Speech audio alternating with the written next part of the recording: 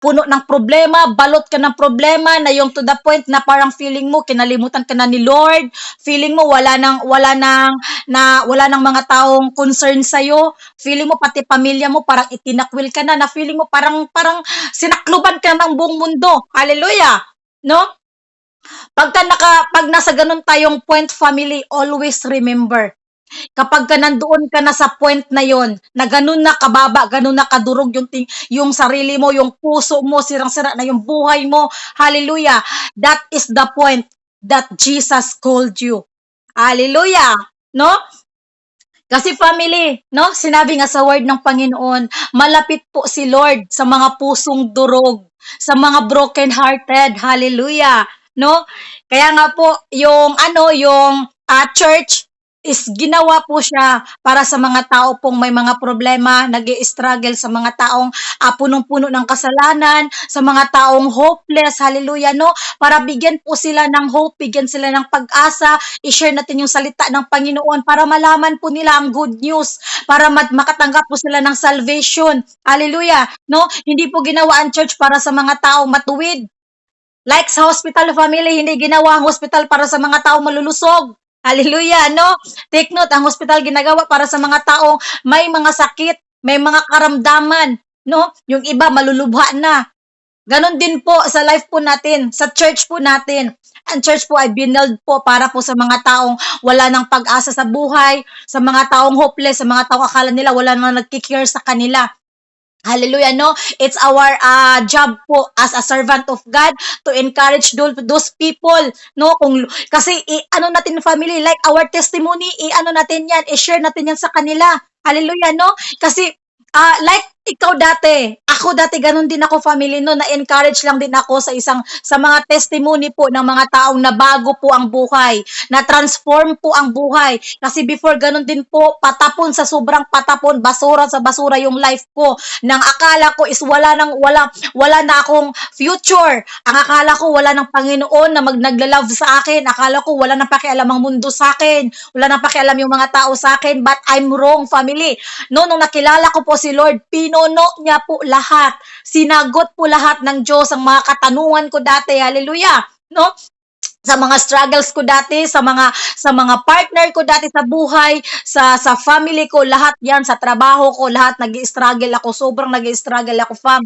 But dumating to the point, isipin nyo, kung hindi kayo magde-decide, hallelujah, no? Walang mangyayari sa buhay nyo. At aasahan nyo, family, kapag lumapit kayo kay Lord, meron talagang taong i-appoint si Lord sa bawat isa sa atin na tutulong at magra-rise up sa atin, na magsasabi sa atin ng salita ng Panginoon, na magi-encourage sa atin na bumalik tayo kay Lord, surrender natin ang lahat sa Kanya. Hallelujah! No, kasi we can do nothing apart from God. Kaya kailangan, family, we have to abide on Jesus. We have to abide in Him. Whatever may happen sa buhay natin, anong struggle, anong problema man yan, short man tayo sa budget, hallelujah, may problema man tayo sa mga karamdaman natin, sa mga sakit natin, sa family natin, sa mga bills natin, hallelujah, any problems yan, family, walang hindi kayang solusyonan si Lord, hallelujah. Lahat ay possible kay Lord, no? Even sa paningin natin bilang tao is imposible nang mangyari yan. But nothing is impossible with God. Hallelujah. Isipin natin yan always, fam, no? Kasi ako din, family, I myself right now, I'm struggling. Hallelujah. No? Nag-i-struggle din po ako. Kasi, fam, no, serving Jesus is not all about pleasure. It's not all about happiness. No?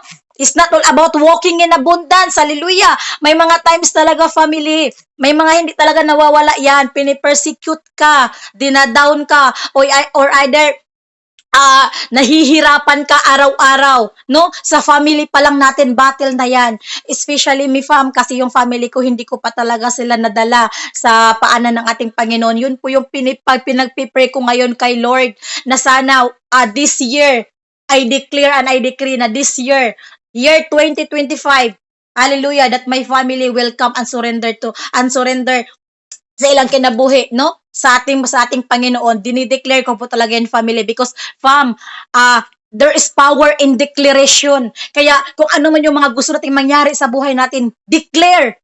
Declare, no? I-declare mo restoration sa family mo, breakthrough mo, hallelujah, anointing, revival, ano man yan, provision, good health, hallelujah, no? Improve, successful sa business natin, declare it, no? Hallelujah, because there is power in the declaration through, through the name of Jesus, hallelujah. Huwag po tayo magpadala talaga family sa problem dahil yung problem fam, nandyan lang po talaga yan, no? Nandyan lang yan, hallelujah, no? Di bali ng slowly but surely, yung ano ba, yung hindi tayo, wag na tayong mananatiling stagnant na, like yung, Christian na tayo ngayon, this year, naging Christian tayo, hallelujah. After 5 years, kung ano ka ngayon, ganun ka pa rin dati. Wala kang disciple, you go to church, sometimes, hindi na, ganun. Parang wala nang ano sa life mo, no? Parang minsan na lang magpipray, yung parang ganun ba? Yung nagiging stagnant, hindi nag-grow. Hindi tayo pumapayag na maging ganun tayo, fam. Hallelujah, no? Dahil sa mga problema, dahil lang sa mga trial sa buhay. Hallelujah. Family, remember na si Lord po ay minsan po tinitest po niya tayo. If we acknowledge that we are the servant of God, tinitest po tayo ng ating Panginoon kung hanggang saan po yung faith natin sa Kanya. Paano siya mag-test sa atin?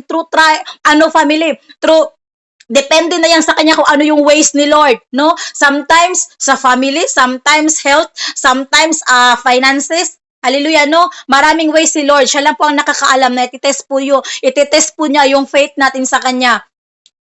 How come kung yung problema mo ngayon is just trials po galing sa ating Panginoon? So surrender na ba tayo? Hallelujah, no? Hindi tayo papayag, family, hindi tayo papayag, no?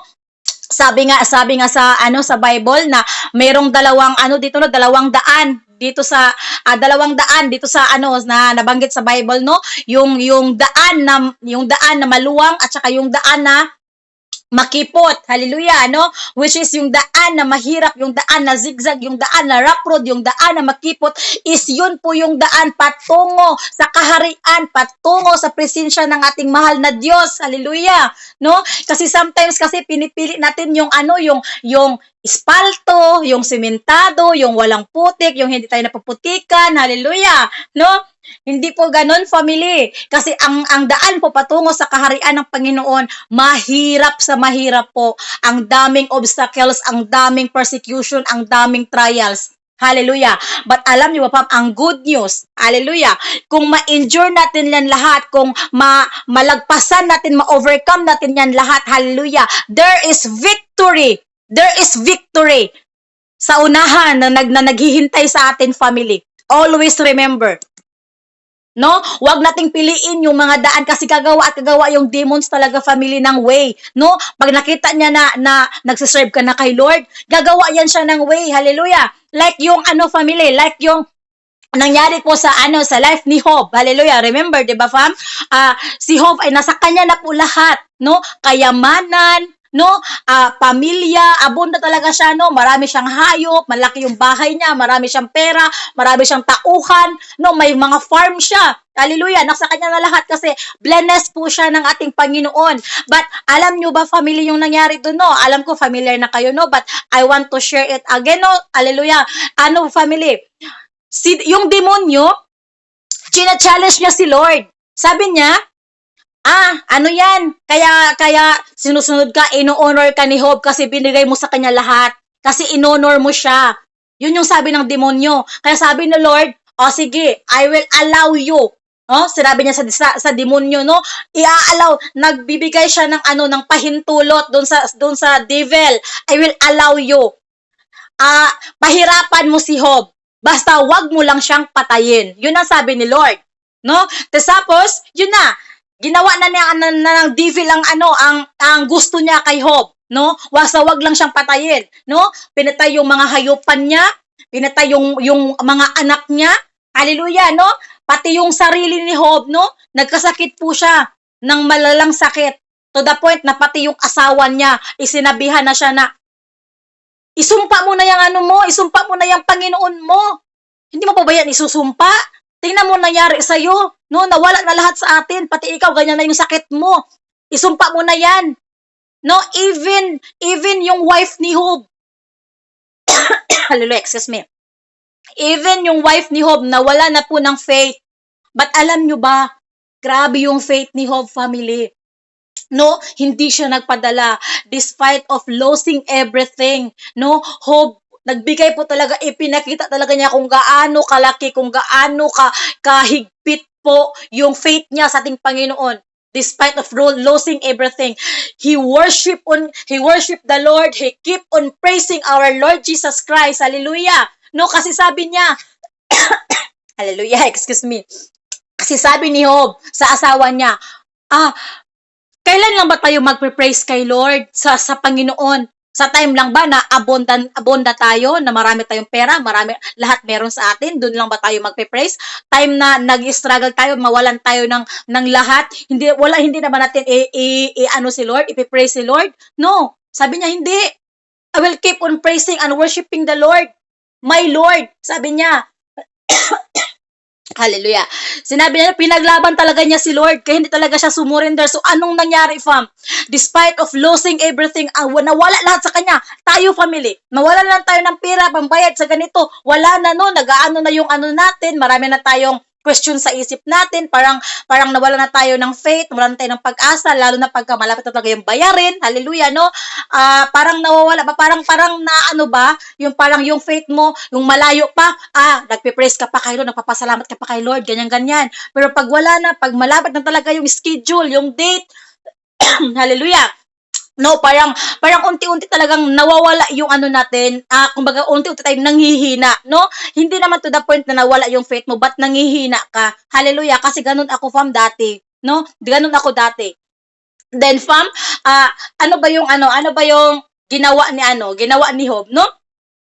Pinakita niya sa Panginoon na despite of losing everything, Lord, I will always abide in you. I will always respect you. I will always honor you as my Lord and personal Savior.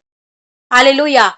Ganun niya kamahal ang ating Panginoon. Ganun kalaki ang faith, ang pananampalataya ni Job kay Lord. So anong nangyari? Hindi siya bumitaw, no? Nanatili siya, no? Iwanan na siya ng lahat. Even yung mga friends niya, family, ganun na yung parang pinag-aanuhan na siya, no? Pinagtatawanan na siya kasi ganun na ngayon nangyari sa kanya, nawala na sa kanya ang lahat. But nawala man sa kanya ang lahat, ang sabi niya, Lord, nawala man sa akin ang lahat, but ikaw nananatili ka pa rin sa akin, and that is enough for me. Hallelujah, no? Ano lang, sobrang yung faith ni Job. Grabe yung mawala na sa kanya ang lahat, pamilya niya, mga anak niya, alam kong sakit-sakit noon. No, ang sakit-sakit noon. Pag sa sarili natin nangyari yun, ang sakit noon, mawalan ng anak ka, mawalan ka ng family, mawala lahat sa'yo. At binigyan ka pa ng sakit na pinangdidirian ng marami. Grabe yung faith niya, pinakita talaga niya kay Lord. Despite of losing everything, I have you, Jesus. And that is enough for me. And your presence is, and your presence is enough na para maging buo ako. Hallelujah! Praise the Lord, no? So, dapat ganun tayo, family. Kung ano man yung mga pinagdadaanan natin ngayon sa school, no? May mga problema man tayo sa school, hallelujah! Sa business, sa pamilya natin, fam. Lumapit lang tayo kay Lord. Yun lang yung solusyon. Sabihin mo kay Lord, i-acknowledge mo, Lord, hindi ko to kaya. Hindi ko to kaya. Help me on this one. Tulungan mo ako dito. Kailangan kita. Kasi sinabi ng Panginoon, tumawag ka sa pangalan ko at ikay didinggin ko. Hallelujah. No? Hanapin mo ako ng buong puso. Seek me with all your heart. Hallelujah, no? Kanon, family, continue tayo, wag tayong susuko, or wag tayong aatras, wag tayong madi-discourage o makukondem, no? Fam, season na ngayon. This is the last season, family. Alam natin na malapit na talagang bumalik si Lord dahil sa mga nangyayari lang dito sa mundo ngayon, family, no? Na grabe na yung pangyayari sa mundo, family. Hallelujah. Yung lindol doon sa Thailand, no? Grabe. 7.7 magnitude na. Imagine, fam, pati yung nakitaan doon sa video na parang paa talaga ni Jesus. Sabi nila, paa daw yun ni Jesus. No, we don't know, but nakita talaga siya sa video. Hallelujah, no? At yung video na yun is talaga yun siya. Totoo yun. Hindi yun siya tawag doon, yung parang pinike, hindi. No? So, maraming mga milagro na nangyayari na mga trahedya. Hallelujah. So, kailangan natin ngayon family is, ano ba yon, yung hingiin natin kay Lord. No, Lord, please strengthen my faith. No, dagdagan niyo pa yung faith ko, Panginoon, para hindi po ako manghina. No? Ah, yung mga ganitong problema ko ngayon na hinaharap ko, Lord, alam ko po na hindi po talaga maiiwasan ng problema as long as nagsiserve ako sa inyo. But Lord, hihingiin ko na lang po na dagdagan niyo pa po yung lakas ko para makayanan ko yung mga problema ko ngayon. Hallelujah. Ganun fam, humingi tayo kay Lord. Humingi tayo ng buong katapatan, ng buong puso, ng buong pagpakumbaba. At makikita ni Lord kung ano yung nilalaman ng mga puso natin. Mabilis lang maawa si Lord family. Kasi gano'n niya tayo kamahal, bawat isa sa atin. Hallelujah. Kaya fam, wag tayong yung kung may problema ka, mag-aano ka na kaagad, magre-rebelde or mawalan ka na ng gana, no? Na mag-join ng Bible study, no? Instead na may problema ka, lumapit ka sa kanya, lumapit ka sa source. Lumapit ka, sino ba source ng natin, ng strength natin, si Lord. He is the source of all good things. No? Even yung hininga natin ngayon, no? Wala man dumating na blessing sa buhay natin, but yung hindi lang kasi lahat ng blessing family, it's not all about money or trabaho, no? Yung sarili natin, yung good health pa lang, it's a big blessing. Hallelujah. Napakalaking blessing na yan sa buong buhay mo. Sa isa-isa buong araw, pagising mo, nagising ka sa araw na yan. Give thanks to the Lord, lumuhod, magpasalamat. Hallelujah, no? Blessings na yan, family. Hallelujah. Ang pinakamalaking blessing, family, alam nyo ba kung ano? Hindi pira, hindi kayamanan, hindi kasikatan. Hallelujah. The big blessing na natatanggap natin galing kay Lord is peace of mind. Pag-ibig na walang kapantay, na walang katulad. Yung kalayaan. Hallelujah. Yan yung mga blessing na ibinigay ni Lord sa atin ng libre. Libre fam, walang bayad. Hallelujah. No? Dahil tinapos na ni Lord lahat sa cross. No? Sabi niya, it is finished. 2,000 years ago, we are more than conqueror. We are more than victorious. Kaya dapat magpasalamat tayo, family. Hallelujah. Hallelujah. Thank you, Jesus. So, maraming salamat, family, Lord. Maraming salamat po, Panginoon. Despite of our struggles, despite of all the problems, the trials, the persecution that we are facing right now, oh God, we know, Lord Jesus, that you are in us, oh God. We know, oh God, nga hindi niyo po kami pababayaan, Panginoon. Nakikita niyo po ang bawat struggle po ng inyong mga anak ngayon na nandirito, Panginoon.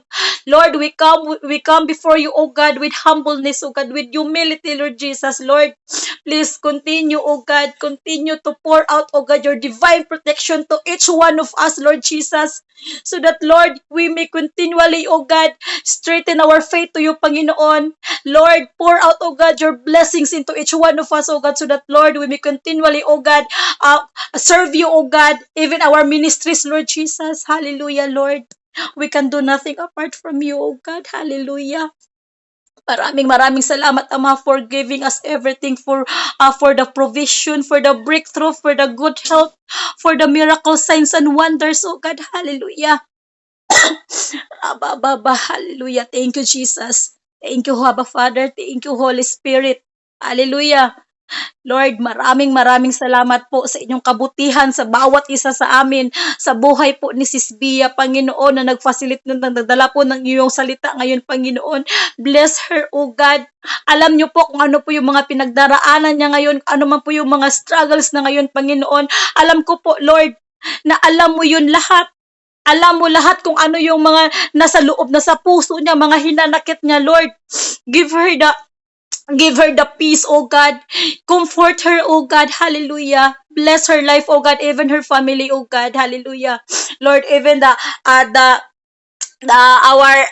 Pastor Hilda, oh God, and sa lahat po, Panginoon, I declare and I decree, oh God, restoration sa sa kanilang mga pamilya, Panginoon, in the mighty name of Jesus. Hallelujah. I hereby declare and decree, freedom is our portion in Jesus' mighty name. Hallelujah. Hallelujah. Thank you, Jesus. Thank you, Holy Spirit. Thank you, Abba Father. In Jesus' mighty name.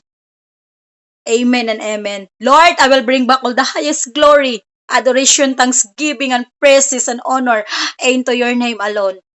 Yun lang po sa akin, Bro Jason, ibabalik ko na po sa iyo, bro. Ikaw na mag-ano kasi medyo inuubo talaga ako. Hallelujah. Thanks. Thank you, Lord. So back to you, bro.